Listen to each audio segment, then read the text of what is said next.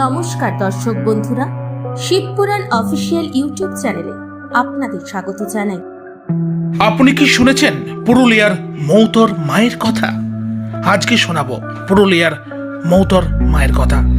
দেখতে থাকুন আজকের ভিডিও কন্টেন্টে। মন্দিরে নিত্য পুজো হয়, পাশাপাশি মহা সমারোহে দীপান্বিতা অমাবস্যায় কালী পুজো হয়। অমাবস্যার রাত থেকে শুরু হয়ে পরদিন সকাল পর্যন্ত চলে পুজো পাঠ। পুজো উপলক্ষে সপ্তাহব্যাপী মেলা বসে।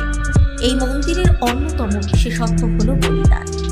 প্রতি বছর কালী পুজোয় কয়েকশো পশু বলি দেওয়া হয়। গোটা রাত ধরে বলিদান চলে, কখনো কখনো তা পরদিন দুপুর অব্দিও চলে। কয়েক হাজার ছাগল বলি দেওয়া হয়। ভেড়া ও শতাধিক মোষ বলিও হয় এখানে।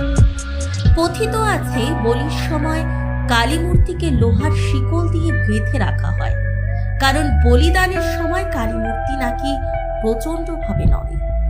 দেবী কালিকা চতুর্ভুজা, হাতে খাড়া ও নরমুণ্ড রয়েছে তার। ভক্তদের বিশ্বাস এই মন্দিরে মানত করলে তা পূরণ হবে।